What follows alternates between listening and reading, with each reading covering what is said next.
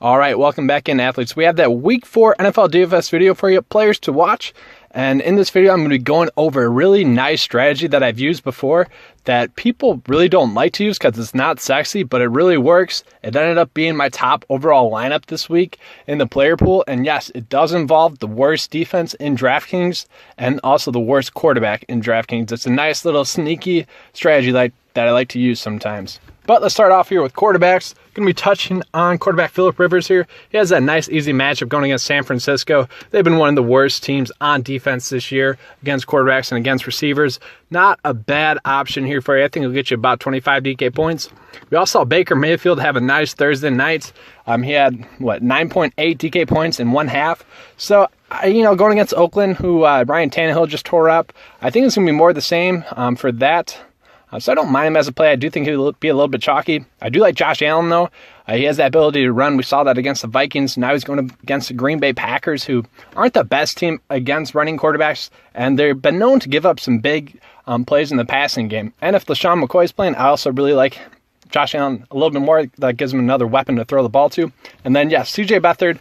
This is a quarterback that I like, and I'm touching on this because last week a strategy that I had, a strategy that I use all the time, actually. It's when you have top players like Alvin Kamara and Michael Thomas in just top-notch spots, sometimes you have to pay down at quarterback, and sometimes you have to pay down at defense. I paid the cheapest defense last week, and then I also paid the cheapest quarterback. Ended up having a really nice lineup because the core was there, and Josh Allen and the Buffalo Bills ended up doing really well. They ended up hitting, and defense is kind of fluky sometimes. The Bills did really well. Let's get into Giovanni Bernard here, though. I really like him again this week. Like I said, he's averaged 20 DK points in games without Joe Mixon, and you look at his opponent, it's the Atlanta Falcons. That was a typo there. It's not the Carolina Panthers. But the last two games for the Atlanta Falcons, they've given up 31 DK points to running backs. So Giovanni Bernard is kind of a lock play for me. Corey Clement, the situation hasn't changed for him. I really like him again this week. Melvin Gordon has a nice, easy, safe matchup for going against the San Francisco 49ers. This is a game that I think you can stack and it'll be easy to stack. And then Kerryon Johnson.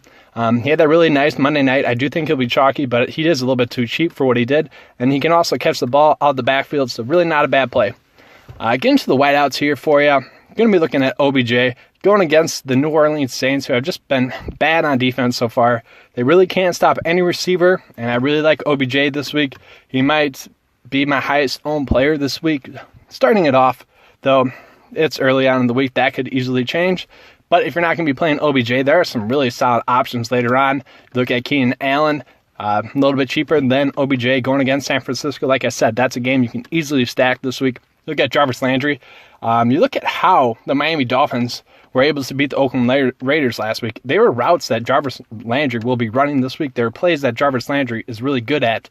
So I really like Jarvis Landry as a play this week. I wish he was a little bit cheaper, but I might be paying up for him at that price.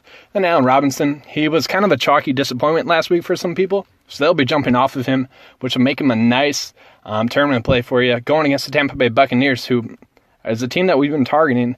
It's kind of unfortunate that we couldn't play them in the main slate this last week, but that's a team you can definitely target. A-Rob is the number one option in that offense.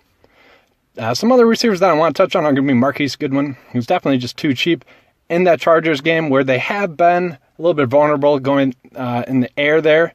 I really do like Christian Kirk here as a nice value option. He's below 4K. Not a bad option for you. He did look good last week. And Tyler Boyd, he is still a little bit too cheap. So now he's had back-to-back 20 DK weeks, and he's only 4.6K. That's real nice.